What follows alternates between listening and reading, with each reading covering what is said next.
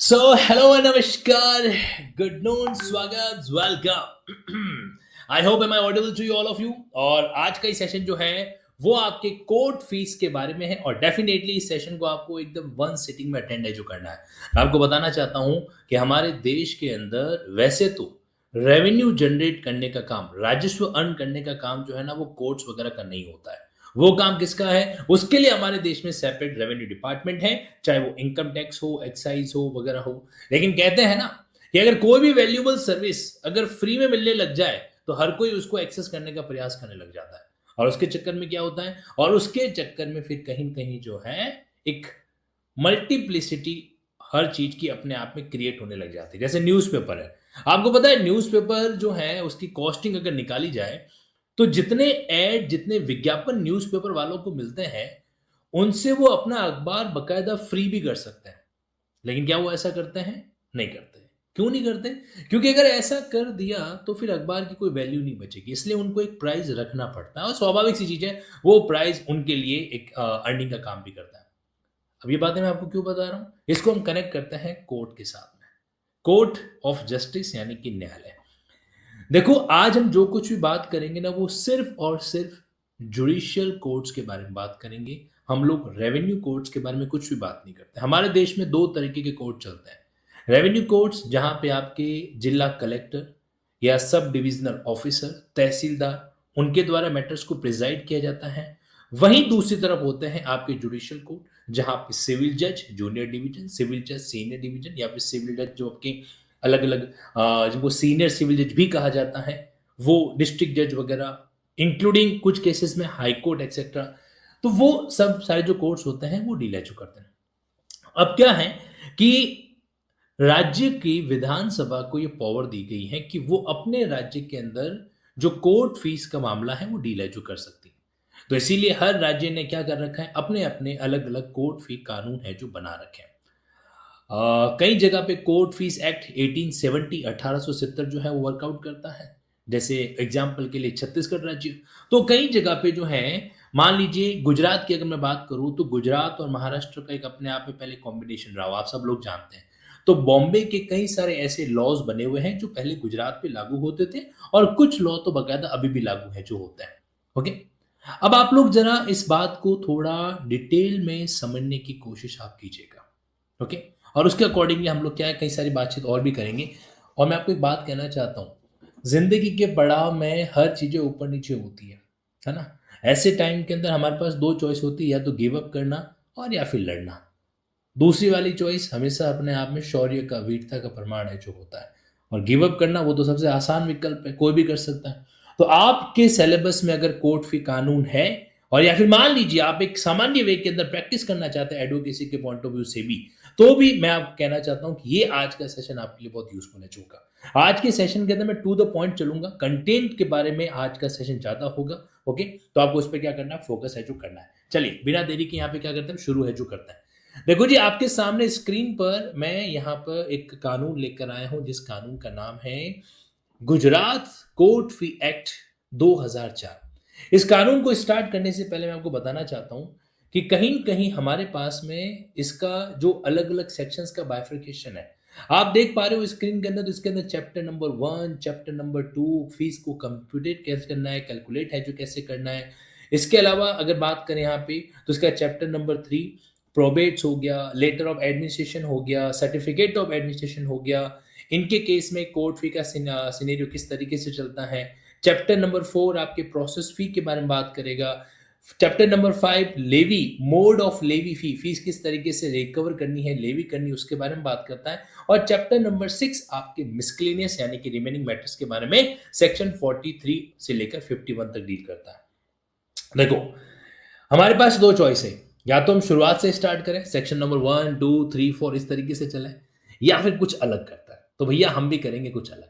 मैं आप लोगों के बीच में ये जो आखिरी चैप्टर है ना, चैप्टर नंबर 6 मिसक्लेनियस, इससे क्या करूंगा, सेगमेंट को स्टार्ट है जो करूंगा। आप देख पा रहे हो इसमें कई सारी बातें लिखी हुई है। पहले आपको इसके कीवर्ड बता देता हूं। अच्छा देखो, एग्जाम पॉइंट ऑफ व्यू से लोड लेने की जरूरत नहीं है, मैं आपको इंपॉर्टेंट सेक्शन बता दूंगा। और कल रात को एग्जामिनर मेरे सपने में आया था, उसने कहा था तनसुख पालीवाल बच्चों को सिर्फ ये सेक्शन टिक करवा देना, एग्जाम के अंदर काम हो जाएगा। मैंने कहा ठीक है सर, जो हुक्म। तो मैं आपको वो भी बताऊंगा बट उससे पहले एकदम इजी गोइंग होके मस्तिष्क को सुकून भरी स्टेटस में लेके चले जाओ और फिर इस 1 घंटे के सेशन को अटेंड कीजिए। देखो जी, यहां पर हमारे पास में एक तो है रीपेमेंट, मतलब जो फीस आपने पे की है उसका वापस आपको रिफंड मिल जाएगा। ऐसा कैसे हो सकता है भाई? मतलब कोर्ट अपनी फीस वापस छोड़ सकता है क्या? तो एक ये पॉइंट दे रखा है, ठीक है। अब जैसे मान लो कि कुछ ऐसे मामले होते हैं क्रिमिनल केसेस के अंदर, मान लीजिए प्रॉपर फी अगर पे नहीं भी कर रखी है, तो कुछ ऐसे सीक्वेंसेस होते हैं, सिचुएशन होती है जहां पे कोर्ट आपके उस मैटर को एडमिट कर सकता है। चलो ठीक है।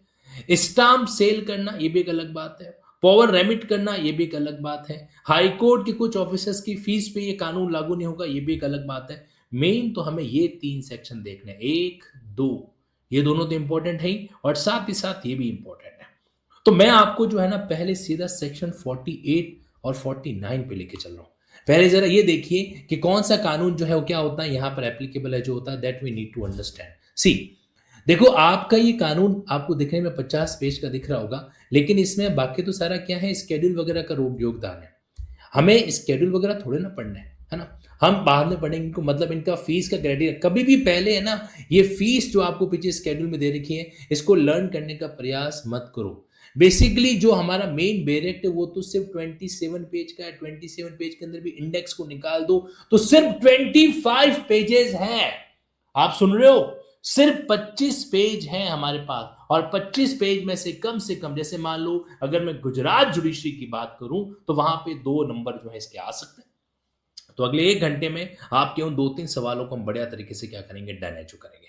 नाउ सी, अब देखो आपके सामने स्क्रीन पर क्या है, सेक्शन 48 क्या लिखा हुआ है? इसमें लिखा हुआ है कि nothing in this act shall deem to affect the stamp duty chargeable under any other law.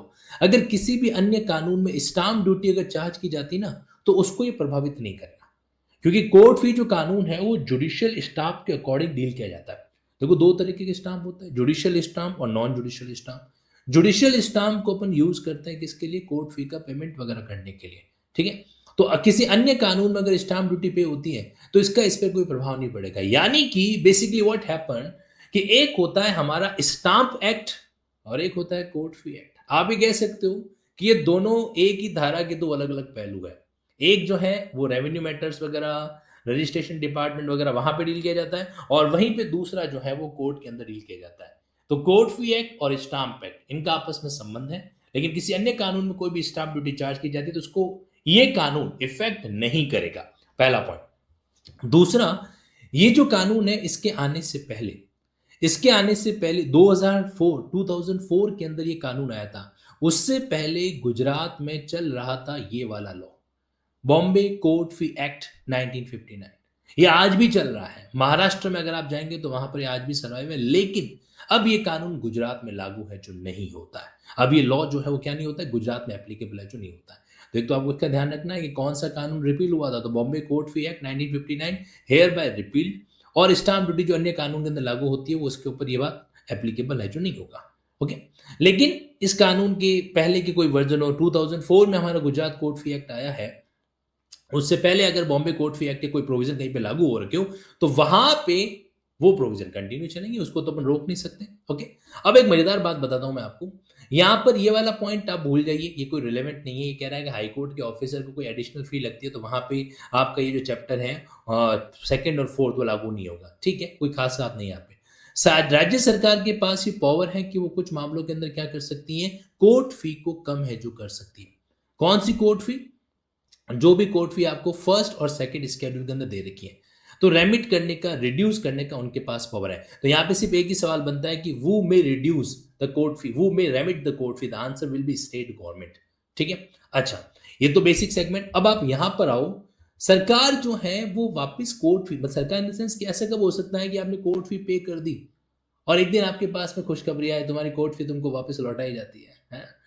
देखो खुशखबरी कभी अपने आप तो आएगी नहीं, आपको अप्लाई करना पड़ेगा, तब जाके कोर्ट आपको बताएगा। तो यहाँ पे क्या होता है, एक शब्द है सेटलमेंट। जैसे आपने सूट फाइल किया, ठीक है, तो व्हेन एनी सूट जो है वो अगर पार्टीज के एग्रीमेंट से सेटल्ड हो जाता है, पार्टीज ने आपस में एग्रीमेंट कर दिया, वो सेटल है जो हो गया। लेकिन शर्त है एविडेंस रिकॉर्ड होने की स्टेज से पहले तक ऐसा होना चाहिए।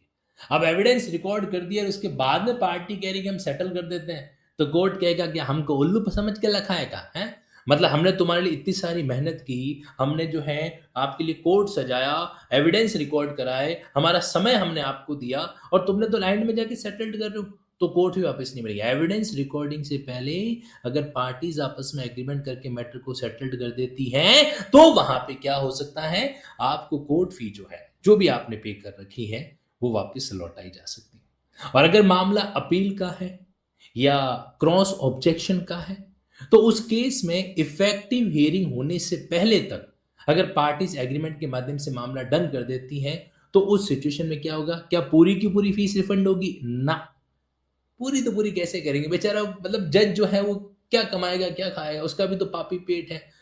पूरी की पूरी नहीं, हाफ ऑफ द अमाउंट, कितना, half of the amount of the fees जो है वो क्या हो जाता है, वो रिफंड कर दिया जाता है।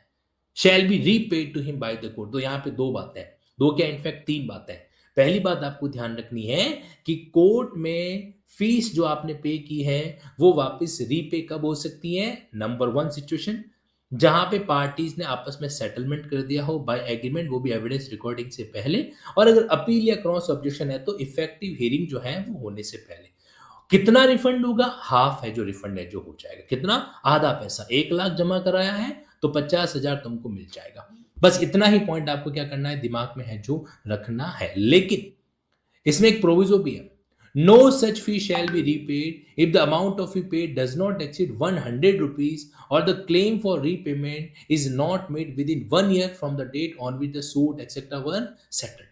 मतलब यहाँ पे लिमिटेशन है, आपको अपनी फी 1 साल के अंदर मांगनी पड़ेगी वापस।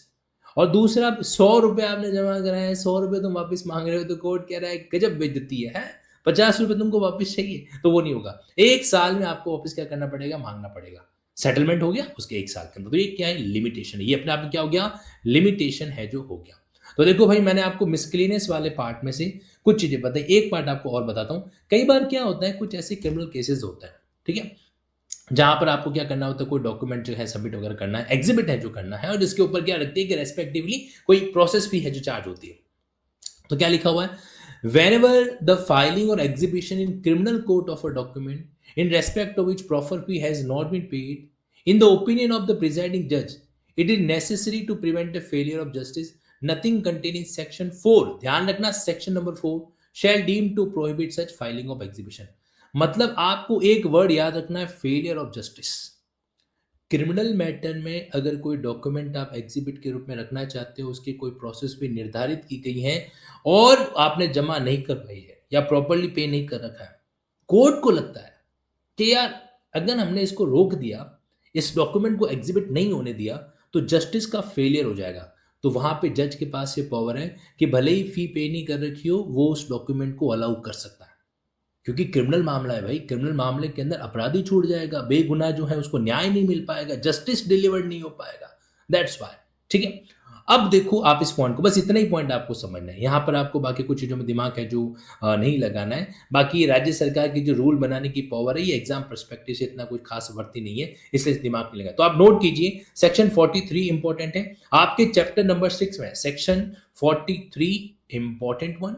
ओके, उसके बाद में 44 क्रिमिनल मैटर्स को लेकर, ये इंपॉर्टेंट वन है। देयर आफ्टर 46, उसके बाद में 48 और 49, 46, ठीक है, यहां पे सरकार की पावर होती है रिड्यूस करने का। 48 अदर स्टाम्प ड्यूटी के प्रावधानों को प्रभावित नहीं करेगा, और कौन से कानून को रद्द किया गया, बॉम्बे कोर्ट फी एक्ट। तो ये 5 सेक्शन यहाँ पे थोड़े से एक एक लाइन के, वन लाइनर है ये, क्या है, वन लाइनर और कुछ भी नहीं है।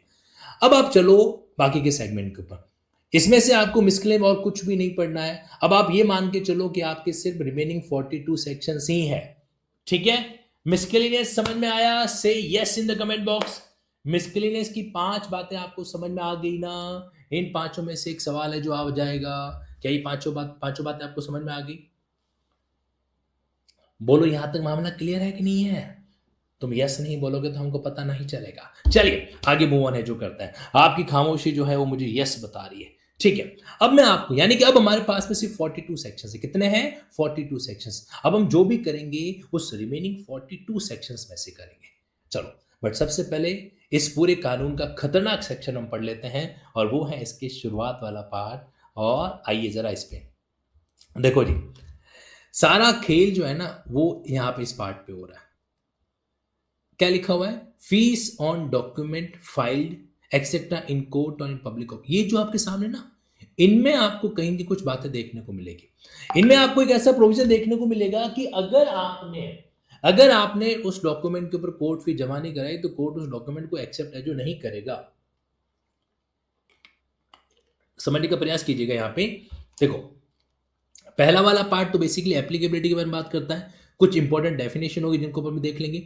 ये जो आपका चैप्टर नंबर 2 है, levy of fee in high courts, fees on document file in courts, ये जो आपके हाई कोर्ट के अलावा जो दूसरे कोर्ट्स हैं, procedure in case of difference as to amount of fee, computation of fee कैसे करेंगे सर्टन सूट्स के अंदर, यहां पर आपको बकायदा क्राइटेरिया जो दे रखा है। जरूरत पड़ने पे सूट के वैल्यूएशन को लेकर इंक्वायरी है जो की जा सकती है। अच्छा, एक चीज मैंने आपको बताई, शायद एक मिनट से मिस हो गया।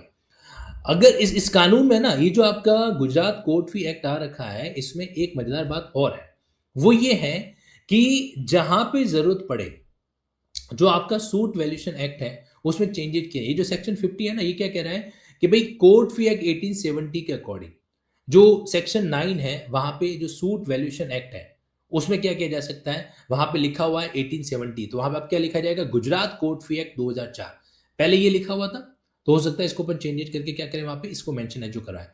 तो सूट वैल्यूएशन क्यों जरूरी है? अरे कोर्ट फी चार्ज ही सूट के ऊपर वैल्यूएशन पे होती है। आपको पता है, हम लोग सिविल प्रोसीजर कोड पढ़ते हैं, सिविल प्रोसीजर कोड में लिखा रहता है, जैसे आप content of plan order 7 rule 1 का आखिरी पॉइंट अगर पढ़ेंगे तो वहां पे क्या दे रखा है कि भाई सूट के अंदर सब्जेक्ट मैटर का जो भी वैल्यूएशन है आपको बताना है, क्योंकि उसके अकॉर्डिंग तो परसेंटेज अप्लाई करेंगे ना, कि भाई 2% है, 3% है, कैसे पता करेंगे? सूट के वैल्यूएशन के अकॉर्डिंग पता करेंगे।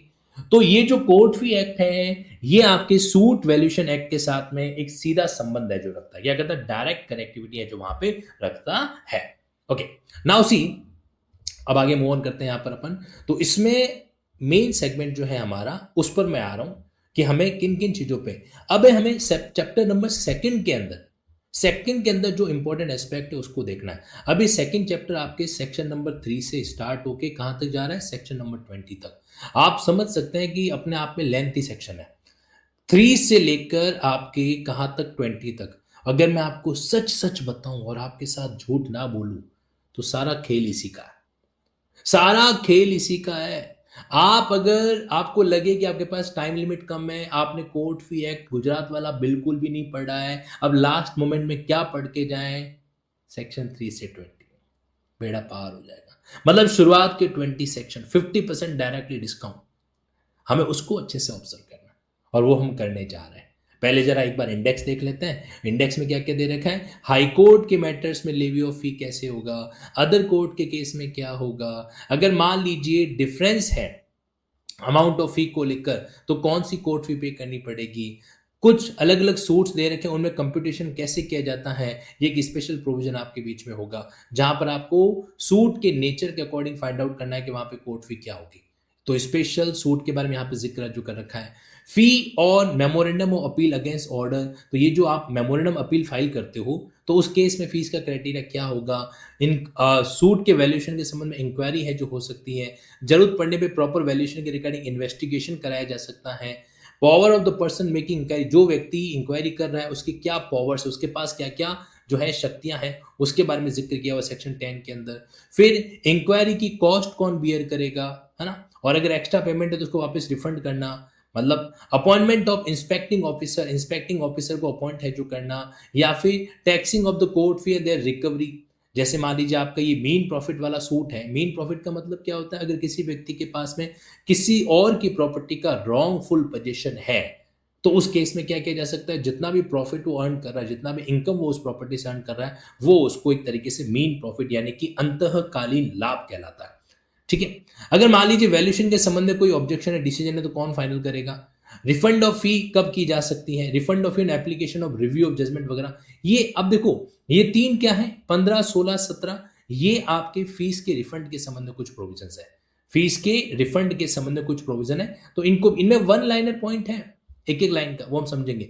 मल्टीफेरियस सूट में क्या होता है, जहां पर आपके पास में मल्टीपल कॉज ऑफ एक्शन है, अगर आप उनको डील कर रहे हो तो उन सबकी एग्रीगेट वैल्यू पे क्या किया जा सकता है, कोर्ट फी चार्ज की जा सकती है। ठीक है, फिर कंप्लेनेंट का रिटन एग्जामिनेशन, और सबसे important this one section 20, very very important, ऐसे कौन से डॉक्यूमेंट है जो कि एग्जाम्प्ट है, जहां पे कोर्ट फी नहीं लगेगी, उन्हें हमें क्या करना है, समझना है, अप्लाई करना है। इस सेशन को आप में से कई कैंडिडेट लाइव देख रहे होंगे, कई कैंडिडेट इसको रिकॉर्डेड देख रहे होंगे, कोई बात नहीं। आप सभी कैंडिडेट से मैं कहना चाहता हूं कि अपने अंदर एक परसेप्शन को साइड में फेंक देना कि ये कानून सिर्फ थ्योरेटिकल है ना। ये कोर्ट फी बहुत महंगी चीज है, क्लाइंट वकील बदल देता है कोर्ट फी के चक्कर में, आपको पता है ना। सही ओपिनियन अगर डिलीवर नहीं की जाती है वगैरह वगैरह तो। और भारत देश के अंदर हमारे आधे से ज्यादा अगर सिविल मैटर कहीं पे रुके हुए हैं ना, तो उसके पीछे रीजन यही है कि कोर्ट फी देनी पड़ेगी कोर्ट के अंदर। तो ये बहुत ही खतरनाक मैटर है, इसलिए हम दोनों को समझेंगे। सबसे पहले मैं पढ़ूंगा सेक्शन 4 और सेक्शन आपके 20। ये जो प्रोबेट है ये सब स्पेशल मामला है, इनमें कभी कभार सवाल आता है, कभी कभार नहीं आता, तो इसको लेकर आप ज्यादा टेंशन लोड मत लेना। आपको मेन चैप्टर 2 और चैप्टर 4 पे अच्छे से फोकस करना है। चलो भाई, अब बिना बाकी की बातें किए सीधा यहाँ पर आ जाते हैं। देखो जी, यहाँ पे क्या लिखा हुआ है। सेक्शन 1 बहुत ही सीधा शरीफ है कि भाई ये कोर्ट फी एक्ट जो है वो कहाँ पे लागू होता है, पूरे गुजरात राज्य के अंदर है जो लागू होता है, ठीक है। अब आप देखिए जी, यहाँ पर आपके सामने खुद 3 ही डेफिनेशन है। देखो कितनी दया दृष्टि दिखा रहे हैं आपके ऊपर ये लोग। सिर्फ 3 ही डेफिनेशन है। कौन कौन सी है? एक तो है चीफ कंट्रोलिंग रेवेन्यू अथॉरिटी, एक कलेक्टर और एक प्लांट। जहां कहीं पर भी प्लांट वर्ड लिखा हुआ है तो इसका मतलब उसमें रिटर्न स्टेटमेंट भी आ सकता है, सेट ऑफ के बारे में भी आ सकता है। मतलब रिटर्न स्टेटमेंट जो क्या करता है, सेट ऑफ या काउंटर क्लेम को प्लीड करता है। और वैसे हमारा सीपीसी चिल्ला चिल्ला के कहता है, क्या कहता है, सेट ऑफ और काउंटर क्लेम इन्हें प्लांट की तरह स्टेटस दिया जाएगा। ऐसा मैं नहीं, ऐसा सिविल प्रोसीजर कोड है जो कहता है। ओके। कलेक्टर के अंदर कौन कौन इंक्लूड है? तो जो सीसीआरए है, ऑफिसर ऑथोराइज बाय सीसीआरए, ये है सीसीआरए, चीफ कंट्रोलिंग रेवेन्यू अथॉरिटी। वो अधिकारी जिसे राज्य सरकार अपॉइंट करती है गुजरात के किसी भी पार्ट में इस कानून के लिए, that call CCRA, chief controlling revenue officer. तो कलेक्टर कहां कहीं पर वर्ड लिखा हुआ है ना, तो उसके अंदर इस वर्ड को भी अपन शामिल मानेंगे। कहीं पर लिखा हुआ ना कलेक्टर ये कर सकता है, तो आप मान के चलना कि सीसीआरए वो काम कर सकता है। Got it? चलो भाई, अब देखो आप आ जाओ। सेक्शन 3 हमारे लिए इंपॉर्टेंट नहीं है क्योंकि हाईकोर्ट के बारे में, और हाईकोर्ट के रिगार्डिंग जो हाईकोर्ट अपनी पंचायती खुद करता है। The fee payable for the timing force to the clerk officers वगैरह, है ना, other than sheriff and attorney of the high court, तो जो भी फीस पे की जाती हैं वगैरह वगैरह, और chargeable in that court under article 10 और सो एंड सो वगैरह वगैरह, shall be collected in the manner. तो बस इतना ही कह रहा है कि भाई हाई कोर्ट में जो इस तरीके से फी पे की जाती है वो एक उस तरीके से की जाएगी जिसका जिक्र आगे जाके किया जाएगा। मतलब कुछ नई बात है नहीं, ठीक। अब आप मेन मुद्दे पर आ जाओ जी, बाकी सब चीजें छोड़ो। अच्छा, ये देखो ये आर्टिकल किसका है, ये आर्टिकल 2 स्केड्यूल का है, ठीक है। अब उसको पढ़ने बैठोगे तो दिन से लेकर रात हो जाएगी, समझ में आएंगे नहीं। हमें मेनली ट्रायल कोर्ट के बारे में समझना है, क्योंकि भाई गुजरात जुडिशरी वाले किसको अपॉइंट करना चाहते हैं, जज को अपॉइंट करना चाहता है, वो भी ट्रायल कोर्ट का जज, वो कोई हाई कोर्ट के जज को थोड़ा ना अपॉइंट करना चाहता है ना। इसलिए हमें ट्रायल कोर्ट का सेगमेंट अच्छे से समझना होता है, ऑब्जर्वेशन करना होता है। See, fee on document file etcetera in courts और इन पब्लिक ऑफिसेस। अब समझो, जो भी फीस आप क्या कर दो, तो नो डॉक्यूमेंट, ये मेन प्रोविजन है, अटेंशन एकदम, no document of any kind जो कि स्पेसिफाइड किया गया है कहां पे, फर्स्ट स्केड्यूल और second schedule annex to this act, bracket close, bracket method लगाएंगे पर स्केड्यूल 1 और स्केड्यूल 2 में जिस डॉक्यूमेंट का जिक्र किया गया उनमें से कोई भी डॉक्यूमेंट फाइल नहीं किया जाएगा। Shall be file, shall be exhibited, shall be recorded in court of justice, और शैल बी रिसीव्ड और furnished by any public officer unless, जब तक कि क्या नहीं किया जाए, in respect of such document there has been paid a fee, जब तक की फीस पे नहीं कर दी जाए, of an amount not less than, कम से कम कितनी होनी चाहिए, not less then as indicated either by the said schedule, या तो स्केड्यूल 1, दोनों में से कोई भी है, schedule 2, as the proper fee for such document. तो सेक्शन 4 है झगड़े की जड़। Section 4 is the enabling provision which provide that unless you paid the requisite fee, your document cannot be filed, your document cannot be executed, your document cannot be recorded in the court of justice. Section 4 ये बात main मुद्दा क्या करता है, deal जो करता है, ये हमें समझना है। अब देखो ये बार बार ये लोग है ना स्केड्यूल 1 और स्केड्यूल 2 का जिक्र कर रहा है, आगे जाके हमें ये देखना है कि स्केड्यूल 1 में क्या है और स्केड्यूल 2 में क्या है, ठीक। अभी के लिए बस इतना ही रखो कि हाँ भाई सेक्शन 4 ने हमको ये बात है जो कहती, ठीक, और हम लोगों ने मान ली। अच्छा, अब मैं आपको छोटी-छोटी बातें बता देता हूँ। मान लीजिए अगर किसी कारण से डिफरेंस है, इस बात को लेकर कि भाई नेसेसिटी है कि नहीं है, तो ज़रा सेक्शन 5 क्या कहता है?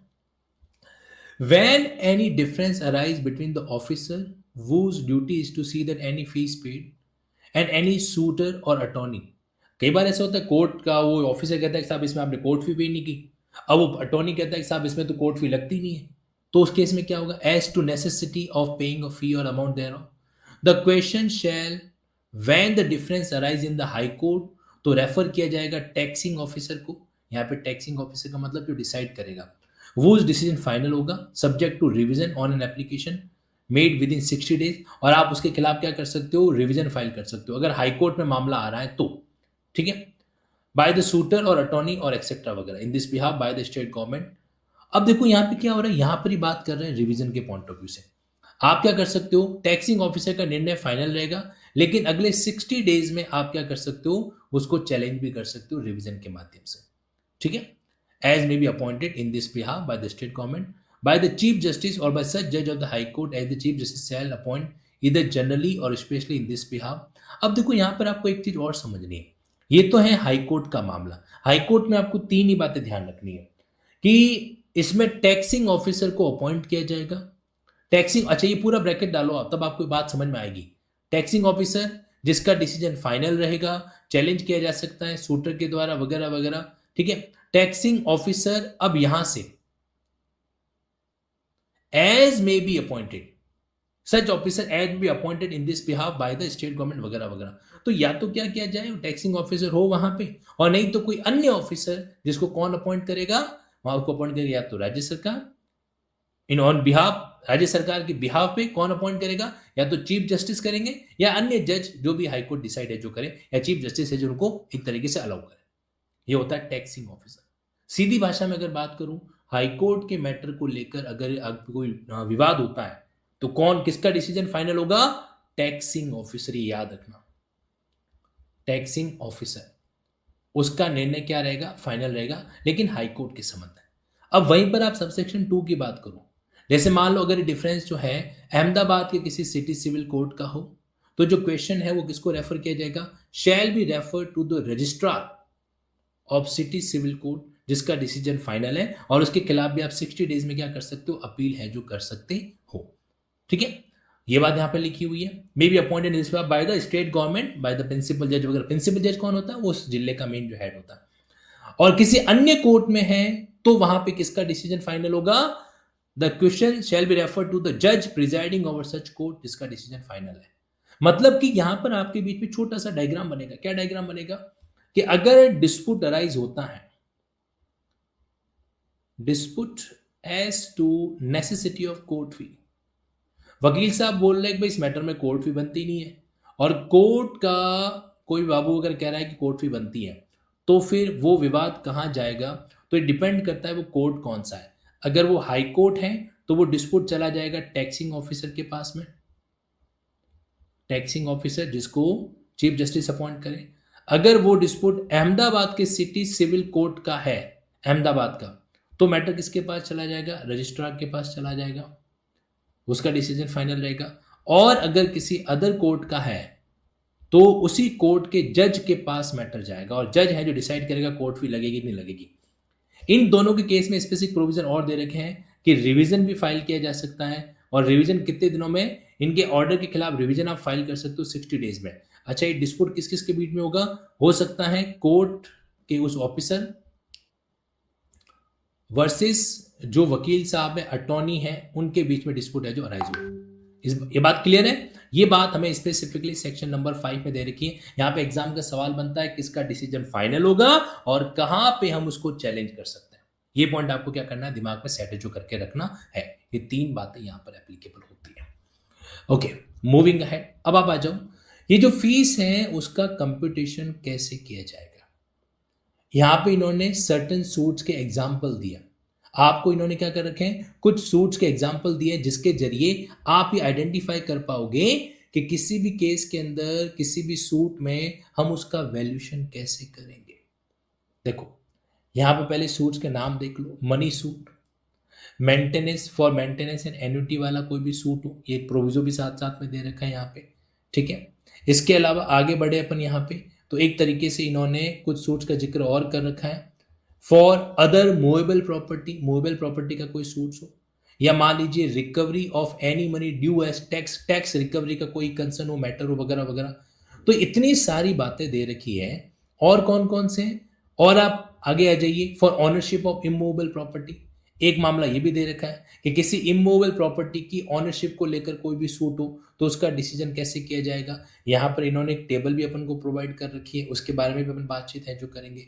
और मान लीजिए एक और एंड में पॉइंट क्या दे रखा है, जैसे कोई other status without monetary attribute, ऐसा कोई भी सूट हो जो कोई लीगल स्टेटस फाइंड आउट करने के लिए हो जिसमें मॉनेटरी एलिमेंट है जो नहीं हो, तो उसके केस में कैसे डिसाइड करेंगे, या प्रॉपर्टी के चार्ज के संबंध में हो, या फिर पीरियोडिकल मनी रिटर्न के संबंध में हो, या फिर एक तरीके से कोई भी सेल कॉन्ट्रैक्ट अवॉइड करने के बारे में हो, या प्रॉपर्टी की प्रोसीडिंग एक्विजिशन के बारे में, अकाउंट्स का हो। इतने सारे दे रखे हैं, हे प्रभु कब याद करेंगे इनको, ऐसा सवाल आप लोगों के मन में आ रहा है ना, कि इतनी सारी चीजें याद करने बैठ गए तो बाकी के कानून कब करेंगे। इतने सारे इन्होंने सूट्स के नाम दे रखे हैं, अटैचमेंट को सेट असाइड करने वाला सूट, रिडम्पशन वाला सूट। आप में से किसी के मन में ये सवाल नहीं आ रहा, स्पेसिफिक परफॉर्मेंस वाला suit, between landlord and tenant वाला सूट, क्योंकि ऐसा करने बैठ गए फिर ये आपके सामने मेमोरेंडम अपील अगेंस्ट अवार्ड वगैरह वगैरह, ये कई सारी बातें दे रखी है। फिर उसके केस में इंक्वायरी होना, इन्वेस्टिगेशन, ये तो चलो बात की बात है ना। तो यानी कि ये जो हमारा सेक्शन है ये बहुत ही खतरनाक है। ये जो सेक्शन है, जैसे जैसे आगे बढ़ते जाएं अपन, तो यहाँ तो कई सारी बातें आ रखी। ये तो चलो सेक्शन 7 हो गया, हटाओ इसको एक तरीके से। इसमें इन्होंने कई सारे ऐसे ऐसे पॉइंट दे रखे हैं जिनको अगर आप याद करने बैठोगे तो आपकी तो बैंड बज जाएगी। घबराओ मत, है ना, मैं हूं ना यहाँ पे। हम लोग क्या करेंगे, हम लोग मिलके इस दर्द को साझा करते हैं। देखो जी ऐसा है, आपको सारे सोर्स में दिमाग नहीं लगाना है। वैसे यहाँ पे सेक्शन कई सारे मिक्सअप भी हुए हैं, सेक्शन 6 भी आया था, 7 भी आया था, 8 भी आया था। तो अब देखो मनी रिकवरी के केस में क्या होता है, हर एक का एक लॉजिक है। जैसे एग्जाम्पल के लिए अगर आप मनी रिकवरी का सूट फाइल करना चाहते हो ना, तो जितना आपने क्लेम किया है, जितना भी आपने क्लेम कर रखा है, तो उसी जो भी अमाउंट क्लेम है, बस आपको एक ही वर्ड याद रखना, अमाउंट क्लेम। जो अमाउंट क्लेम किया है उसी के अकॉर्डिंग तो क्या करेंगे, सूट के अंदर कोर्ट फी लगाएंगे। अच्छा, मेंटेनेंस का अगर कहीं पर भी मामला होता है कि भाई सामने वाले व्यक्ति ने मेंटेनेंस है जो कर रखा है, तो उस केस में जो आपका वैल्यू ऑफ सब्जेक्ट मैटर वगैरह है उन चीजों को डील है जो किया जाएगा। देखो क्या लिखा हुआ है, in suit for maintenance with और without pray for creation of charge and for annuity etcetera periodically according to the value of the subject matter of the suit and such value shall be कितनी होगी in the case of suit for maintenance, तो जो आपने amount claim किया है to be payable for 1 year और other cases में 10 time of such amount. देखो मेंटेनेंस के मामलों के अंदर आपका 1 साल का जो अमाउंट आपने मांगा है वो उसका, जैसे मान लो कोई वाइफ जो है वो मेंटेनेंस मांग रही है साल महीने का 10,000, साल का कितना हुआ 1,20,000, तो हम सूट का एक तरीके से जो वैल्यूएशन निकालेंगे वो कितना निकालेंगे 1,20,000 के अकॉर्डिंग। ओके, और अगर कोई एन्युटी है, एन्युटी का मतलब समझते हो, हर साल इतना भुगतान करना है, तो 10 सालों की एन्युटी यानी कि 10 टाइम्स। तो मेंटेनेंस के केस में 1 साल का मामला, उसको अपन सूट का वैल्यूएशन मानेंगे, और अगर अदर केसेस है तो 10 टाइम्स ऑफ जो आपका अमाउंट आपने क्लेम किया है उसका, एनी अदर केस में 10 टाइम ऑफ सच अमाउंट ये माना जाएगा एक तरीके से। जैसे आपने साल का मांगा है 50,000, तो सूट का वैल्यूएशन माना जाएगा 50,000 इंटू 10, बोले तो 5 लाख, ये सूट के वैल्यूएशन का तरीका। इतना ही समझना अपन को। तो यहां पे आप साइड में लिख लो मनी रिकवरी का सूट, इसमें तो कोई प्रॉब्लम ही नहीं है। फिर आपके बीच में मेंटेनेंस, मेंटेनेंस के ब्रैकेट में लिख लो 1 साल 1 ईयर, और उसके नीचे एन्यूटी, एन्यूटी के अंदर लिख लो 10x, साल भर की जो भी एन्युटी है उसका 10 गुना 10x। ठीक, ये बस ये हमारा काम खत्म, अब आगे से अंदर से पढ़ने की जरूरत नहीं है हमको। उसी तरीके से मूवेबल प्रॉपर्टी का मामला अगर बनता है तो उस क्या होगा, जो भी उसकी मार्केट वैल्यू है, जहां पे उसकी मार्केट वैल्यू है, तो जो आपकी मनी वैल्यू है उसका मार्केट वैल्यू कितना है। जैसे आपने कोई बाइक रिकवरी का मामला किया, तो बाइक की मार्केट वैल्यू कितनी है, वो सूट का क्या माना जाएगा, वैल्यूएशन है जो एक तरीके से माना जाएगा। या फिर मान लीजिए कोई भी टैक्स के रूप में अमाउंट ड्यू हो रखा है, तो जो भी टैक्स का पेंडिंग अमाउंट है, क्या लिखा हुआ है, जैसे लैंड रेवेन्यू बकाया पड़ा है, टैक्स का ड्यूटी है जो बकाया पड़ा है, वगैरह वगैरह। वैसे तो इसके अंदर एक सर्टिफिकेट का मामला रहता है कि जो फीस आपसे मांगी गई वो आपको पे करना है, फिर भी अगर है तो यहाँ पे कुछ इन्होंने अमाउंट मेंशन कर रखे हैं, बट मैं आपको सजेस्ट करूं ये एग्जाम के अंदर नहीं आता। ये टैक्स रिकवरी के अंदर जो है मामला, क्योंकि सरकारी सूट है जो होता है, इस केस में अगर टैक्स का अमाउंट कम भी होता है ना, तो जनरली उसको वो रिजेक्ट है जो नहीं करते। ओके, ये भी आप छोड़ दीजिए, सिमिलर क्लेम वाला पॉइंट वगैरह। यहां पे आप आ जाओ, ये पॉइंट इंपॉर्टेंट है, कौन सा वाला, this one, for status with monetary attribute. अगर आप कोई लीगल स्टेटस कोर्ट से सूट के माध्यम से डिक्लेयर करना चाहते हो, याद है आपको section 34 SRA, declaration of legal right, legal status, ये उसी टाइप का मामला है।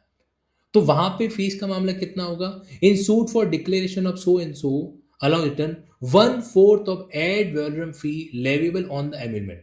1/4 मतलब जो भी आपको वहां पे मॉनेटरी अमाउंट दिख रहा है ना, उसका 1/4। सपोज करो ये तो वो लीगल स्टेटस है जिसमें मॉनेटरी वैल्यू अटैचेबल है। अगर कोई ऐसा लीगल स्टेटस जिसमें मॉनेटरी वैल्यू अटैचेबल नहीं है, तो उसको दूसरे तरीके से डील करेंगे। लीगल स्टेटस जिसमें मॉनेटरी वैल्यू कनेक्टेड है, तो उस मॉनेटरी वैल्यू का 1/4 ये आपका यहां पर है।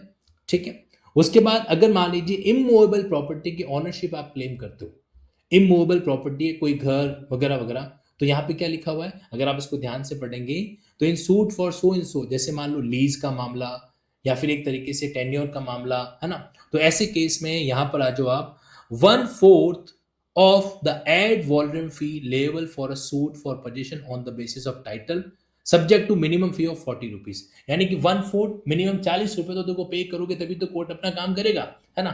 तो 1/4 जो है वो एक तरीके से वैल्यू दे रखा है, ये पॉइंट यहां पर है। ठीक, थोड़ा और आगे बढ़े, जैसे डिक्लेरेशन फॉर ईजमेंट, ईजमेंट की रिगार्डिंग डिक्लेरेशन है, तो यहां पर अलग अलग पॉइंट आपको दे रखे हैं। आप एक काम करना, ये जो फैक्चुअल पोजीशन है इसको आराम से बाद में पढ़ लेना, क्योंकि अभी हम लोग उसमें जाएंगे ना तो क्या होगा कि जो कंसेप्चुअल प्रोविजन उसकी बैंड बच जाएगी, बराबर, और वो हमें नहीं करना है। ठीक है, चलिए अब आगे मूव ऑन करते हैं। ये फैक्चुअल पोजीशन है, उसको पर डिस्कस करेंगे बाद में समय मिला तो, नहीं तो ये आपके फैक्चुअल पोजीशन को आप अलग से भी दिक्कत है, उसमें कुछ समझाने लायक बात है जो नहीं है। देखो भाई, जहां पे आपको मेंशन कर रखा है कि भाई आपको इतना अमाउंट पे करना है, तो वहां पे वो कुछ चीज नहीं बचती है। अब जैसे ये आपके सामने आया ना, ये इमूवेबल प्रॉपर्टी, इसमें भी दो अलग अलग पॉइंट होता है। जैसे उदाहरण के लिए आप देखो यहाँ पे कितने प्रोविजो, 1 2 3, ये 3 प्रोविजो, ये फर्स्ट प्रोविजो, ये सेकंड, और यहां पे थर्ड। फर्स्ट प्रोविजो क्या कह रहा है कि the question, if the question is attachment with और विदाउट सेल, तो अमाउंट ऑफ फी जो है, अगर अटैचमेंट का सवाल उसमें इन्वॉल्व हो रखा है, तो फिर क्या होगा, तो वैल्यूएशन जो है, ad valorem fee according to the value of the property sought to be protected from attachment without free 30 rupees whichever जाए। तो जितना अटैचमेंट का वैल्यूएशन, जितने अमाउंट के लिए प्रॉपर्टी को अटैच किया गया है, या तो वो हो उसका वैल्यूएशन माना जाएगा, या कम से कम 30 रुपए। अगर मान लो defendant is claim under through a limited owner, defendant का जो क्लेम है वो एक लिमिटेड ऑनर के रूप में, यानी कि सामने वाला डिफेंडेंट भी कुछ प्रॉपर्टी का हकदार है, तो फिर उस केस में प्रॉपर्टी 1/4 नहीं 1/6 वैल्यूएशन होगा, क्योंकि सामने वाला भी तो प्रॉपर्टी का अधिकारी है ना, तो यहाँ पे उसका मामला कम हो जाएगा। ऐसे करके इन्होंने पॉइंट दे रखे, but I am telling you, घबराने की जरूरत नहीं है, ये बेसिक सी बात है भाई। जैसे देखो कई बार क्या होता है, सामने वाले के पास 1/4 हिस्सा है, आपके पास 3/4 है, 3/4, बट सामने वाला मालिक बन के बैठ गया, आपको इमोरल प्रॉपर्टी में एंट्री भी नहीं करने दे रहा है, आप सूट फाइल करने गए, तो वो लिमिटेड ऑनर है। वो जो डिफेंडेंट, वो बिल्कुल भी ऐसा नहीं कि वो ऑनरशिप उसके पास है ही नहीं, इज अ लिमिटेड ऑनर। तो अब आपको पूरी की पूरी 1/4 का फी पे करने का थोड़ा सा ऑड लगता है भाई, ये जस्टिफाइड नहीं है, तो ऐसे केस में वहां पे 1/6 है जो किया गया। This is the point. खैर चलो वापस आ जाते हैं। देखो आप है ना, मैं आपको एक बात बताना चाहता हूं, आप लोग पहले फीस कैलकुलेशन मत करना, आप पहले कॉन्सेप्ट पे दिमाग लगाओ, कॉन्सेप्ट समझ में आ जाए तो उसके बाद में आगे की चीजों को हमें क्या करना है, डील करना है। अच्छा, ये तो जैसे मान लो स्टेटस है जिसमें मॉनेटरी वैल्यू था, अगर कोई ऐसा लीगल स्टेटस जिसमें मॉनेटरी वैल्यू नहीं है, तो उस सिचुएशन के अंदर क्या रहता है, मामला अलग है जो चला जाता है। जैसे उदाहरण के लिए अगर कोई कॉन्सिक्वेंशियल रिलीफ नहीं है, जैसे देखो सूट फॉर डिक्लेरेशन वगैरह सो एंड सो, डाइवोर्स्ड हस्बैंड वगैरह उससे वगैरह, तो 60 रुपीज, कितना, 60 रुपए। और अगर मान लीजिए उसके साथ में कोई कॉन्सिक्वेंशियल रिलीफ है, तो फिर अमाउंट कितना हो जाएगा, 100 रुपीज। ये कई बार होता है, जैसे सिर्फ आप लीगल स्टेटस मांग रहे हो, उसके साथ कोई भी वो मामला आपकी वैल्यूएशन का इंक्लूजन नहीं हो रखा है, तो एक अलग चीज है जो चली जाती है। अब मैं इस पॉइंट को यहाँ पे थोड़ा सा साइड में रखते हुए पहले एक बार अगले सेक्शन पे चलता हूँ, और हम उसको ऑब्जर्व करने का प्रयास है जो करते हैं। नाउ सी, तो यहाँ पे रिडम्पशन वगैरह अपनी जगह पे, स्पेसिफिक परफॉर्मेंस आप चाहो तो याद कर सकते हो। स्पेसिफिक परफॉर्मेंस के रिगार्डिंग ये एक इंपॉर्टेंट एलिमेंट है जो बाय द वे आपको एग्जाम में पूछा जा सकता है। एक काम करूँ मैं आपको कुछ इंपॉर्टेंट सेक्शंस जो क्लॉज है वो टिक करवा देता हूँ ना, ताकि आप लोग थोड़ा सा इजी गोइंग है जो रह जाएगा। देखो, वापस आ जाते हैं सेक्शन पे हम, सेक्शन नंबर 6 पे। इसमें आप एक तो ये ध्यान रखना, नंबर 1 मेंटेनेंस वाला पॉइंट ध्यान में रखना। ये जो मैं ब्लू टिक कर रहा हूँ उन पे आपको क्या करना है, दिमाग है जो लगाना है। मूवेबल प्रॉपर्टी मार्केट वैल्यू इसको छोड़ो, आप यहाँ पे आ जाओ, सिमिलर रेस्पेक्ट नहीं, सेक्शन स्टेटस, ये वाला इंपॉर्टेंट पॉइंट है, ठीक है। इसके अलावा आप आ जाइए नेक्स्ट पॉइंट पे, दिस वन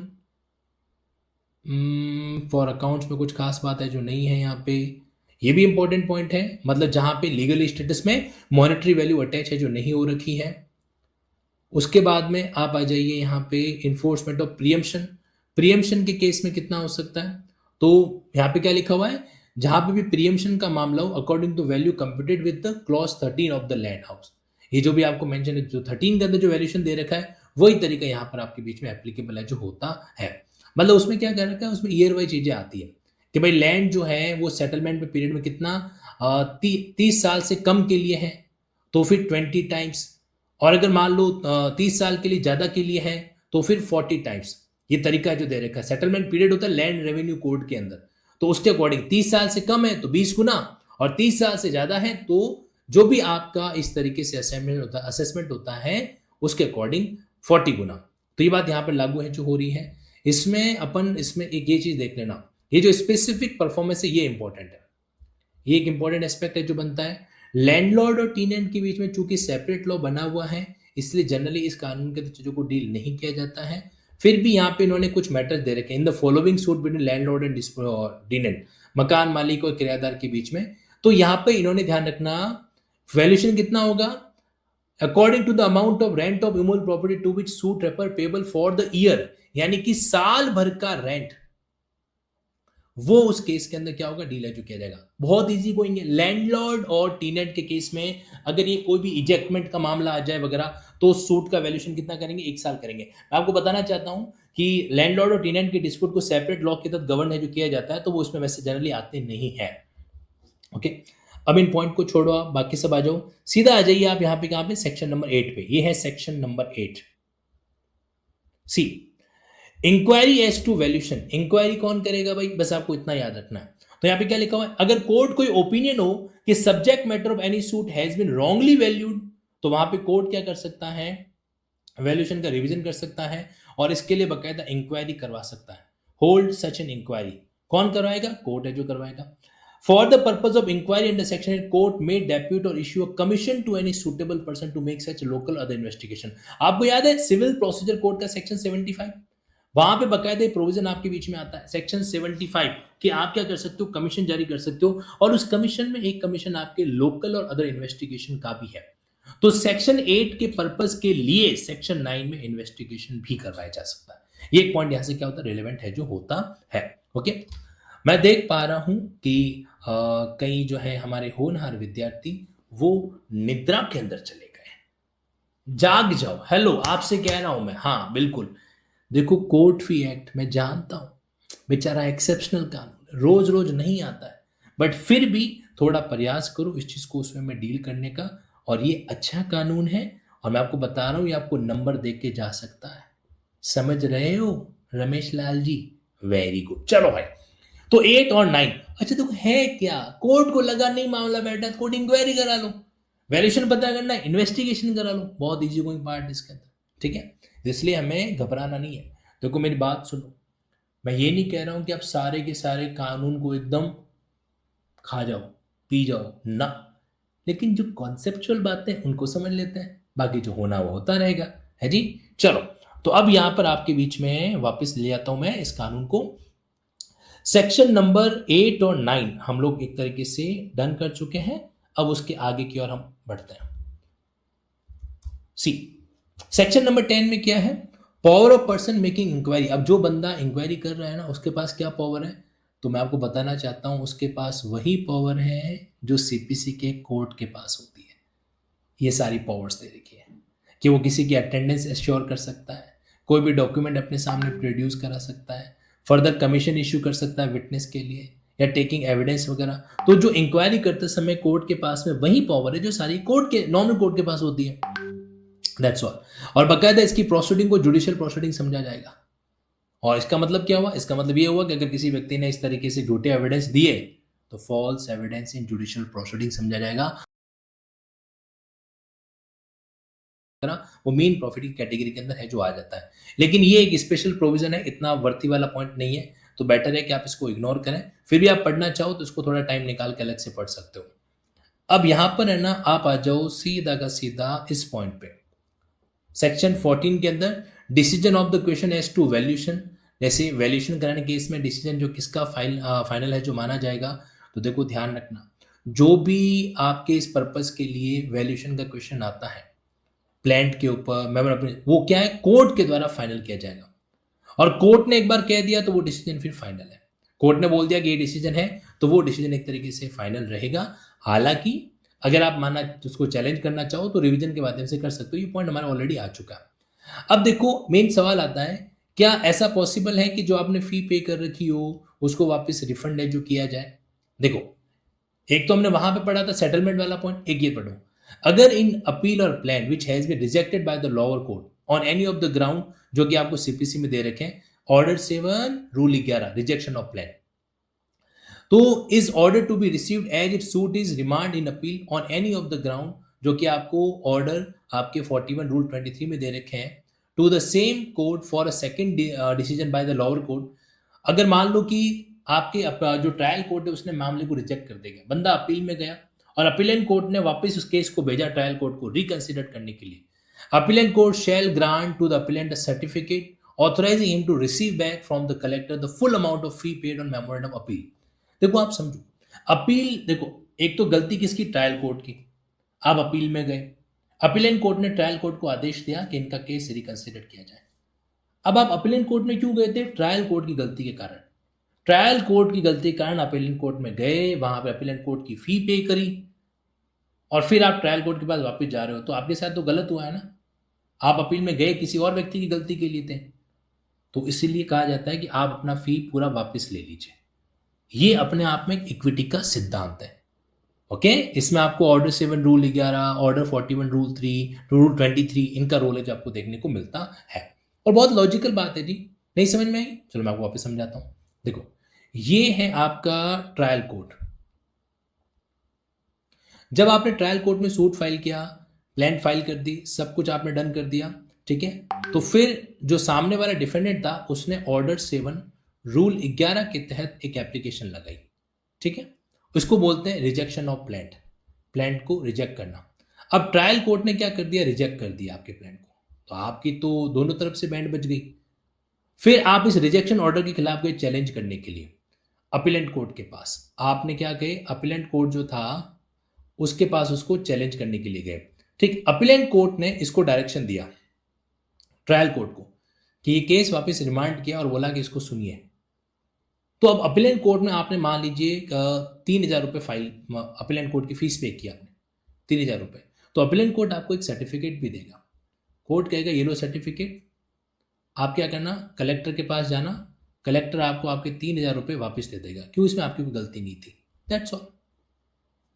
मैं डायग्राम अच्छे बनाता हूँ ना, बस। घमंड नहीं किया कभी मैंने इस बात का कि मैं डायग्राम अच्छे बनाता हूँ, है ना। आप लोगों से अच्छे बना ही नहीं सकता। नाउ सी, तो refund of fee on application of review of judgment, कई बार ऐसा भी होता है, जैसे when application for review file किया आपने ऑन और after the 90 day from the date of the decree court unless the delay was caused by the applicant. देखो, रिव्यू की एप्लीकेशन आपको 90 दिन में लगानी होती है ना, तो grant him a certificate authorized receive back from the collector so much of fee paid on the application as exceed the fee which would have been payable अगर it has been presented before such day। मतलब कई बार होता है जी कि आपने review जो है delay file कर दिया तो कुछ लेट फी वगैरह चार्ज की जाती है, तो उसको आपको वापस रिफंड किया जा सकता है। खैर, अभी बेसिक प्रोविजन है, इस पर अपन ज़्यादा दिमाग नहीं लगाएंगे। ही आ जाओ मल्टीफेरियस सूट। अगर किसी सूट में दो अलग अलग सब्जेक्ट है, दो या दो से ज़्यादा, प्लांट और memoir appeal shall be chargeable with aggregate amount of the fee, तो टोटल अमाउंट पे अपन क्या करेंगे, फीस पे करेंगे, बात खत्म। और कुछ भी नया पॉइंट इसके अंदर नहीं है।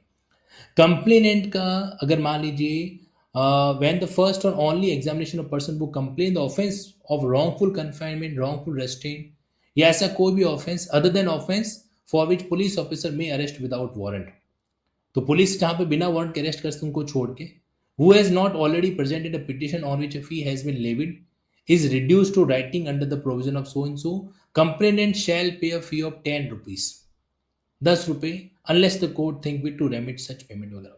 तो यहाँ पर क्या है, यहाँ पर एक सीधी सी बात होती है कि रिटर्न कंप्लेन अगर आप इस तरीके से फाइल करते हो तो 10 रुपए का आपको हो। एक्चुअल में क्या होता है कि कंप्लेन केसेस के अंदर सामान्यतः प्राइवेट सूट की तरह मैटर को डील किया जाता है। कंप्लेन केसेस में आपको पता है वकील भी अलग अलग करना पड़ता है, मतलब ऐसा नहीं कि आपको पब्लिक प्रोसिक्यूटर मिल जाए, no, complain case like a private criminal suit. अब सेक्शन कौन कौन से डॉक्यूमेंट, ये बड़ा इंपॉर्टेंट है भैया, ये इंपॉर्टेंट है। देखो जी, कौन कौन से डॉक्यूमेंट को एग्जेम्प्ट किया गया उसकी लिस्ट को हम थोड़ा पढ़ेंगे, और ये आप समझ लीजिए कि मेन पार्ट भी आपके इस कानून का। Number 1, the power of attorney to institute a defend suit when executed by a member of any of the arm force of the union not in civil employment. Arm force के member के द्वारा अगर कोई भी power of attorney दी गई है, सामान्य citizen नहीं, आर्म फोर्स, तो उस केस में उसके ऊपर कोई कोर्ट फी नहीं है।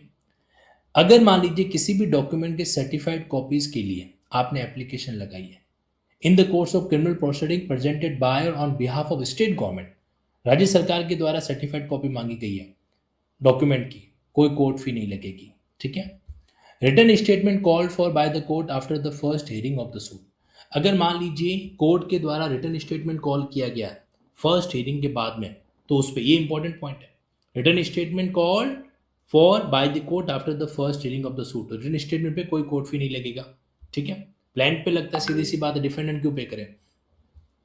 प्रोबेट ऑफ विल, जो किसी भी विल के संबंध में प्रोबेट है, लेटर ऑफ एडमिनिस्ट्रेशन है, आपको इसके लिए अलग चैप्टर दे रखा है, a certificate under the Bombay regulation and any concerning law and force, जहां पे अमाउंट ऑफ प्रॉपर्टी जो है वो कितना हो, 100 रुपए तक का हो। अब वैसे 100 रुपए में तो क्या ही होगा, है ना, तो 100 रुपए तक का अगर कोई चीज होता है तो वहां पे कोर्ट फी नहीं लगेगा।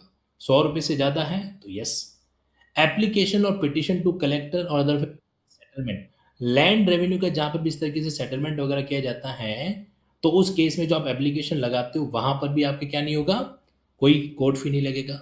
Application related to supply for irrigation of water belonging to government, तो ये इस तरीके से मान लीजिए कि जल सप्लाई के लिए आपने क्या कर रखा, कोई एप्लीकेशन है जो लगा रखी है, तो उसमें कोई नहीं होगा, ठीक है, कोर्ट फी नहीं, क्योंकि ये नेसेसिटी है अपने आप में। एप्लीकेशन फॉर वीट leave to extend cultivation, relinquish the land वगैरह वगैरह, तो कहीं कहीं जो है ना, ये जो किसानों के संबंध में बात आ रही ना, लैंड रेवेन्यू से जुड़ा हुआ मैटर हो, कल्टीवेशन वगैरह, तो यहाँ पे कोई भी आपको एग्जेम्पशन मतलब इसके अंदर क्या है, आपको छूट है जो मिली हुई है। और क्या क्या दे रखा है, ये नाम आप थोड़े याद करने का प्रयास करना। Application was service of notice, land को एक तरीके से रिलिंक्विश किया तो उसके केस में नोटिस सर्व करना है, कोर्ट से रिक्वेस्ट किया भाई आप नोटिस सर्व करवाइए। Return authority to an agent, किसी भी एजेंट को आपने रिटर्न अथॉरिटी दे रखी है। Petition application charge information respecting any offence when presented made और लेड बिफोर, किसके सामने, हेड ऑफ द विलेज या विलेज पुलिस वगैरह के सामने, तो वहां पे कोई भी आपको पे करने की जरूरत नहीं है। प्रिजनर के द्वारा अगर कोई जेल में बंद कैदी अगर पिटिशन फाइल करता है, ठीक है, तो उस केस के अंदर कोई कोर्ट फी है जो नहीं लगेगी। कंप्लेन ऑफ पब्लिक सर्वेंट, कोई कोर्ट फी नहीं लगेगी। ये सारे इंपॉर्टेंट पॉइंट है। Complain of court public servant, अगर मान लीजिए ऐसा कोई भी पैसा जो सरकार के द्वारा ड्यू है, ठीक है, तो उस केस के अंदर कोई कोर्ट फी है जो नहीं लगेगी। Petition for appeal against municipal tax, कोई म्युनिसिपल टैक्स है उसके खिलाफ अपील फाइल करना चाहते हो, कोई कोर्ट फी नहीं लगेगी। Application for compensation under the law for the timing regarding acquisition of property, तो ये प्रॉपर्टी एक्विजिशन पब्लिक पर्पज के लिए कोई भी प्रॉपर्टी एक्विट किया रखी है, तो उसके संबंध में आपने कंपेंसेशन के लिए, कंपेंसेशन दिलाने के लिए कोई एप्लीकेशन लगाई है, कोई कोर्ट फी नहीं लगेगा। देखो, जहां तक बात प्रीलिम्स एग्जामिनेशन की होती है, वहां पर हमें सिर्फ इतना ध्यान रखना है कि आंसर आपके सामने होगा। अब आंसर आपके सामने है तो सिचुएशन के अंदर आपको ज्यादा उस एंगल से सोचने की जरूरत नहीं है कि क्या उसको मैं याद करूं, रट्टा मारूं, ना, not at all. What we need to done, answer में से आप लॉजिकली सोचो कि आपने अपने बेरेक्ट में उसमें से किस चीज को क्या कर रखा है, पढ़ रखा है, ऑब्जर्व है, जो कर रखा है। बस इतना ही हमें यहाँ पे क्या करना होता है, फॉलो है जो करना होता है। ओके, सो ये आपके लिए बड़ा ही क्रूशियल एस्पेक्ट है जो एप्लीकेबल होता है।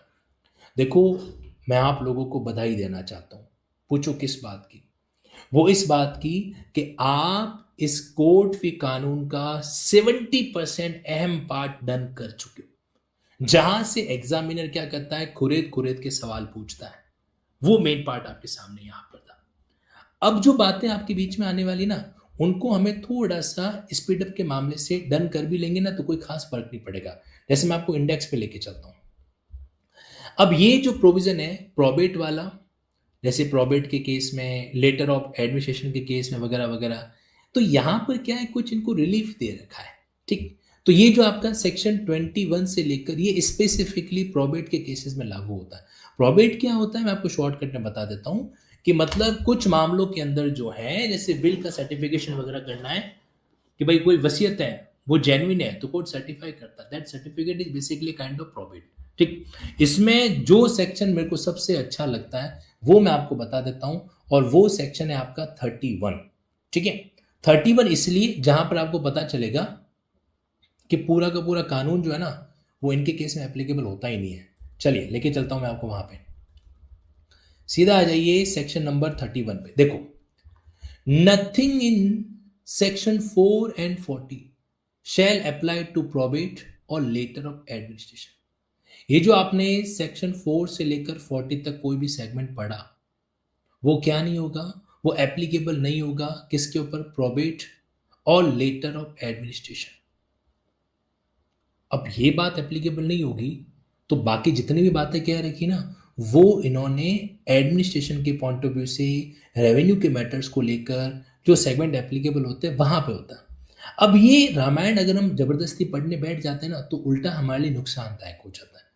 कई बार मान लीजिए कोई ऐसा प्रोबेट जारी करना, ऐसा कोई इशू हो रखा हो तो वो एक अलग अलग पॉइंट जो हो जाता है। फिर भी हम लोग हिम्मत करके एक सेक्शन पढ़ लेते हैं। ठीक है, देखो ये लिखा हुआ heading, probate, letter of administration और कोर्ट के द्वारा दिया गया certificate of administration. Where any person on applying for the probate of a will or letter of administration has estimated the property of deceased to be greater value than the same, afterward proved to be and consequently paid too high a court fee, तो within 6 month 6 महीनों के अंदर after the true value of property has been ascertained, such person produce the probate or letter to CCRA in which the probate order has been granted and delivered to such authority particulars inventory valuation जो भी है, और अगर सच authority satisfied होती हैं तो जो भी ग्रेटर फी पेड की गई है on the return then the law require, तो सैड अथॉरिटी क्या कर सकती है, कैंसिल कर सकती है स्टाम्प को on the probate so and so, substitute कर सकती है स्टाम्प को वगैरह वगैरह, और अलाउंसेज है जो दे सकती है। बहुत बेसिक सी बात है, और कम पे किया है तो और ले सकती है। तो खैर ये बेसिक प्रोविजन है जी। अब आपकी इच्छा है तो भले आप इस चीज के अंदर इसको पढ़ने का प्रयास कर लेना, अदरवाइज मेरा रिकमेंडेशन है, क्योंकि देखो कुछ जगह पे है ना, हर जगह पे ऐसे ये सारे प्रोविजन में याद करेगा, कोई भी सेक्शन नहीं छोड़ेगा, ऐसे मत बना करो। कुछ जगह पे importance you need to identify. Okay, अब मैं आपको एक सेक्शन बताता हूं जिसके 4-5 ही सेक्शन है बट आपके काम के हो सकता है। सी, अब देखो यहाँ पे क्या होता है, high court shall make rules as to following matter. मैं आपको एक जानकारी देना चाहता हूं कि 2016 में एक अमेंडमेंट प्रपोज हुआ, उसने इस सेक्शन 32 को डिलीट करने का प्रपोजल रखा है। ठीक है, तो ये सेक्शन 30 क्यों रखा है, क्योंकि इसका एक तरीके से गलत फायदा उठाया जाता है। कि मतलब कई लोग, इसमें क्या है कि एक प्रोविजन दे रखा है कि जब तक हाईकोर्ट ऐसे रूल्स नहीं बनाता तब तक जो है पुराने वाले कानून के अकॉर्डिंग आप चल सकते हो। तो वहां ये देखो ये जो वर्ड लिखा हुआ ना, तो इसलिए क्या कर दिया इन्होंने, पूरे सेक्शन 32 को डिलीट कर दिया। तो इसके लिए आप भूल जाइए। A table in the English and regional language showing the fee chargeable such shall service and execution shall be expose to view in consequence part of each court. ये क्या कह रहा है कि ये जो टेबल है ना फीस वाली, ये कोर्ट के हर सहज दृश्य हिस्से में दिखाई जानी चाहिए, जहां पर भी इजीली विजिबल हो वगैरह वगैरह। तो ये बात आ जाता है। Number of peon in district court, अब देखो कुछ बेसिक बातें हैं कि subject to the rules made by the high court so and so वगैरह वगैरह, ये ब्रैकेट में डालो। हर डिस्ट्रिक्ट जज, द प्रिंसिपल जज of the city civil court या मजिस्ट्रेट जो है वो फिक्स करेगा and may from time to time the number of peon or person necessary to be employed for the service and execution of process, कि कितने peon आपको चाहिए basic सी बात है, कौन करेगा? डीजे, प्रिंसिपल जज, मजिस्ट्रेट ऑफ अ डिस्ट्रिक्ट, वो है जो क्या करेगा? डीले जो करेगा। ओके, क्यों जी? क्योंकि देखो आप प्रोसेस सर्व कैसे करोगे? Every court of small cause court established in law, तो उसको अपन क्या मानेंगे? डिस्ट्रिक्ट जज की तरह है जो मानेंगे, कोर्ट ऑफ डिस्ट्रिक्ट जज है जो मानेंगे। अगर कोई स्मॉल कॉज कोर्ट है ना, तो उसको एक तरीके से क्या मानेंगे? डिस्ट्रिक्ट कोर्ट की तरह डील है जो करेंगे। तो वहां पे कौन डील करेगा? डिस्ट्रिक्ट जज है जो डील करेगा।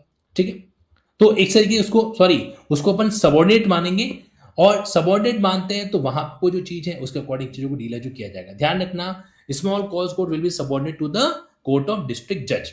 ये एक बेसिक सा पॉइंट यहाँ पे क्या कर रखा है? मेंशन है जो कर रखा है। इसमें इंपॉर्टेंट पॉइंट यही है, नंबर ऑफ पियोन कौन अपॉइंट है जो करेगा, नंबर ऑफ पियोन को कौन अपॉइंट है जो करने वाला है। रेवेन्यू कोर्ट के अंदर, अब देखो रेवेन्यू कोर्ट के अंदर जो काम काज होता है ना, वो किसका होता है? राज्य सरकार का होता है। तो जो भी ऑफिसर कलेक्टर है वगैरह किसी ऑफिस को डील कर रहा है, तो उसके द्वारा every officer performing the function of collector shall fix, तो कौन एक तरीके से जो बंदा कलेक्टर का कामकाज कर रहा है, वो नंबर ऑफ प्योन कितने होने चाहिए? प्रोसेस, प्रोसेस का मतलब है समन वगैरह भेजना, नोटिस भेजना कि भाई तुम्हारा इतना फी बकाया वगैरह वगैरह, वो सारी चीजें वो है जिसके साथ डील की जाती है। जैसे एग्जांपल देता हूं मैं आपको, अगर आपकी प्लांट एडमिट हो गई है ऑर्डर 7 रूल 9 में, तो आपको क्या करना पड़ता है? Number of copies of plan court में सबमिट करनी पड़ती है, और साथ ही साथ में आपको रिक्विजिट फी भी पे करना पड़ता है, प्रोसेस फी जिसको बोला करता है। प्रोसेस फी का मतलब पता है क्या है? प्रोसेस फी का मतलब है कि भाई जो समन भेजने के जो चार्जेस लगते हैं वो, उसको अपन प्रोसेस फी भेजते हैं बोलते हैं। जो भी समन सर्व करना है सामने डिपार्टमेंट को, जो भी वारंट डेबिट करना है, तो वो उसको कहा जाता है प्रोसेस फी। ऑर्डर नंबर 5 की बात हो रही है, आप इस चैप्टर को, चैप्टर नंबर 5 को सीपीसी के ऑर्डर, और चैप्टर नंबर 4 को सीपीसी के ऑर्डर नंबर 5 के साथ क्या कर सकते हो? कनेक्ट है जो कर सकते हो। ऑर्डर नंबर 5 के साथ आप क्या कर सकते हो? उसको डील है जो कर सकते हैं। That's all. अब देखो आखिरी पार्ट इसको समझा रहा हूं, बस बाकी कुछ बातें नहीं है। ऑल फी, जो भी फीस है वो किस तरीके से चार्ज की जाएगी? Under this act on the date on which document chargeable, कौन सी डेट को? जिस तारीख को, date on which document chargeable court fee और वाज प्रेजेंटेड, तो जो भी डॉक्यूमेंट जो है प्रेजेंट किया गया उस तारीख के ऊपर जो रेट चल रही है ना, उस रेट से आपको कोर्ट फी पे करनी है। वेरी सिंपल, जब प्रेजेंट करोगे उसी दिन का कोर्ट फी आपको पे करना है, कोई दिक्कत वाला बात ही नहीं है यहाँ पे। ठीक है, अच्छा, जो भी आप फी पे करोगे वो स्टाम्प के थ्रू कलेक्ट की जाएगी, बहुत सिंपल सी बात है। ठीक है, हालांकि अब इसमें स्टेट गवर्नमेंट के पास ये पावर होती है कि वो किसी अन्य एरिया के लिए कोई स्पेशल बात है जो बना सकती है, स्पेशल प्रोविजन है जो क्रिएट कर सकती है, तो उस पर हम बातचीत नहीं करेंगे क्योंकि ये अलग स्पेशल प्रोविजन है। आपको इस एक्ट में सिर्फ जनरल प्रोविजन के बारे में दिमाग जो लगाना है। ठीक है, अब वो क्या है, कलेक्टर वगैरह ना, जैसे मान लो कि भाई वो कैसे एंडर्समेंट कर सकते हैं डॉक्यूमेंट के ऊपर कि इसके अकॉर्डिंग ये किया जाए वगैरह, तो वो उनकी पावर के अंदर आता है, वो एक रेवेन्यू लॉ का हिस्सा है, इसलिए मैं इस टॉपिक के अंदर उसको डील ज़्यादा नहीं करूंगा। अच्छा, स्टाम्प जो यूज किए गए हैं, denote any fee chargeable under this act shall be, तो उसके ऊपर वापस इंप्रेस किया जाना चाहिए, एडेसिव और पार्टली इंप्रेस और पार्टली एडेसिव। तो आपको पता है ना स्टाम्प दो तरीके के होते हैं, जैसे उदाहरण के लिए एक वो चिपकाने वाले स्टाम्प होते हैं, एक वो इम्प्रेस प्रिंटेड स्टाम्प होते हैं, तो वगैरह वगैरह। ये कह रहे हैं कि वो दोनों में से कोई भी हो सकता है, इम्प्रेस्ड भी हो सकते हैं और एडेसिव यानी कि चिपकाने वाले भी हैं जो हो सकते हैं। हाँ, ये बिल्कुल बहुत बेसिक सी बात है जी। राज्य सरकार के पास पावर है कि वो क्या कर सकती है? नियम बना सकती है इनके संबंध में, स्टाम्प सप्लाई करने के संबंध में, नंबर ऑफ स्टाम्प के बारे में, रिन्यूअल ऑफ डैमेज स्टाम्प, ये इसमें पूरा स्टाम्प एक्ट लागू होता है। तो ये भी आपके कोर्ट फी के पॉइंट ऑफ व्यू से इतना रिलेवेंट है जो नहीं है, बस इतना ध्यान रखना है कि ये राज्य सरकार के वहां पे ड्यूटी के अंदर है जो आता है। अच्छा, फर्दर स्टाम्पिंग डॉक्यूमेंट, देखो इसको समझना, स्टाम्पिंग डॉक्यूमेंट जो इनएडवर्टेंटली रिसीव है जो हो गया, देखो कोई भी document which ought to bear stamp shall be any validity unless and until it is properly stamp. ये ना देखो सेक्शन 4 और सेक्शन 40 ये दोनों इंपॉर्टेंट है, सेक्शन 4 एंड सेक्शन 4040। क्या होता है इसके अंदर? सेक्शन 4 ने क्या कहा कि भाई आपने कोर्ट फी पे नहीं की है, हम उसको एक्सेप्ट नहीं करेंगे। सेक्शन 40 कहता है अगर किसी भी डॉक्यूमेंट पे स्टाम्प लगना चाहिए और स्टाम्प नहीं लगा हुआ है ना, तो वो वैलिड नहीं होगा, shall be of any validity, तो उसको हम कानूनी रूप से वैलिड नहीं मानेंगे, बस इतना ही ध्यान रखना है। ठीक है, हालांकि गलती से, त्रुटि से अगर रिसीव्ड हो गया है कोर्ट के द्वारा जो कि प्रॉपरली नहीं था, प्रॉपरली स्टाम्प है जो नहीं था, तो उन जज के पास ये पावर है कि वो कह सकते हैं कि such document be stamp as may be direct वगैरह, तो उसका डायरेक्शन दे सकते हैं ताकि इसको वैलिड माना जा सके। अमेंडेड डॉक्यूमेंट, अगर किसी डॉक्यूमेंट में अमेंडमेंट होता है, any document is amended in order to merely to correct a mistake as to confirm the original intention of the party, तो वहां पे आपको फ्रेश स्टाम्प लगाने की जरूरत नहीं। अगर लगता है कि भाई ये तो बाई मिस्टेक कोई पार्ट हो गया, तो उसने मिस्टेक को करेक्ट किया, यहाँ पे लिंक विद कर लो, लिंक विद करो ऑर्डर नंबर 6 रूल नंबर 17। आपने प्लान अमेंड की, कोई नया रिलीफ नहीं मांगा है, कुछ छोटी मोटी गलती उसको ठीक किया, तो क्या फ्रेश स्टाम्प लगाना पड़ेगा? नहीं। ये आपसे पूछा जा सकता है।